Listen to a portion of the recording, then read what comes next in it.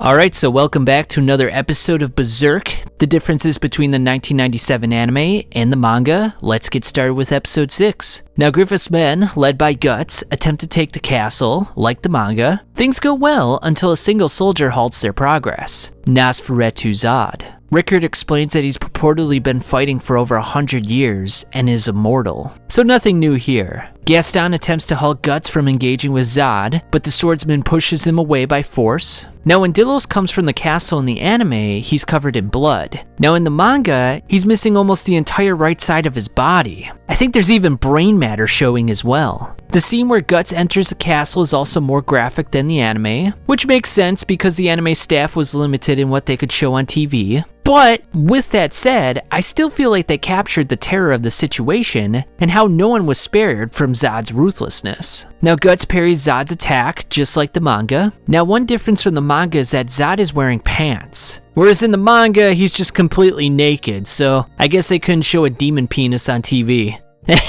Now when I rewatched this fight, I was immediately reminded of Guts' future battle with Serpico. I wonder if this was done intentionally on Miura's part to show how he's become more monstrous over time in terms of his strength and demeanor. It also somewhat supports my theory of Guts and Zod being related in some fashion, possibly through the King Geiseric lineage. Watch this video for further explanation. In the anime, Griffith announces he's going in for Guts. In the manga, we just see Griffith arrive after Zod transforms. Now Guts gambles on one strike, cutting off Zod's blade and stabbing his body, just like the manga. Zod then transforms, which instills absolute dread in Guts' soul. After battering Guts, Griffith's men arrive to shoot arrows into the beast. Now before we move forward, I just wanted to pause the video for a moment to make an observation. Zod's height here looks to be roughly twice that of Guts. Yet when Zod later impales Wyald with his horns, he's fucking towering over him.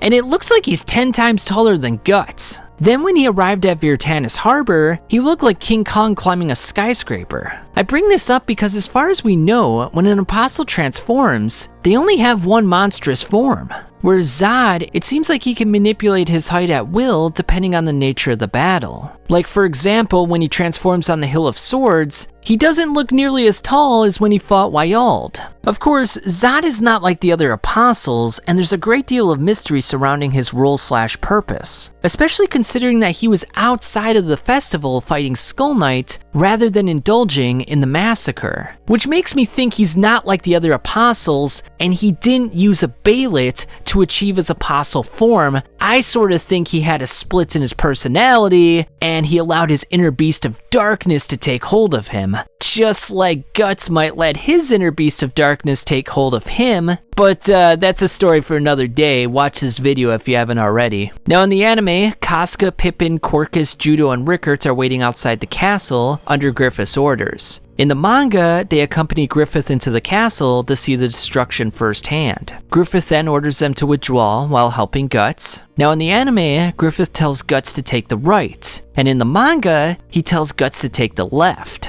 This is important because in the manga, Zod's left arm is cut off, whereas in the anime, it's his right arm. Now why is this important? Well, after Skull Knight saved Guts and Casca from the eclipse, we see Zod reattaching his left arm. In Zod's dream, he has his left horn cut off by Griffith. And when Guts loses his arm during the eclipse, it's his left one. I've talked about this symbolism before, so I think the anime made a mistake here in thinking that it was irrelevant in which arm got cut off. Their rationale was probably something to the effect of, well, he's gonna reattach it anyway, so who cares which one it is? But I actually think there's symbolic relevance to which one is cut off, and it has to be the left arm. So they kind of screwed that up. It's also important to recognize that Griffith is still the better swordsman at this point in time, as evidenced by the fact that he was able to cut off Zod's arm, something that Guts couldn't do, which means that Guts doesn't officially surpass Griffith until their farewell duel. And even one could argue that Griffith wasn't at full strength because of the inner turmoil that he was going through at the notion that Guts could be lost. So who really knows? Now Zod notices the egg of the king and decides it's time to leave. Now there's a slight difference in Zod's prophecy. In the anime, he says, "It's your destiny to face your death. You cannot escape your fate." In the manga, he says, "Death will pay you a visit,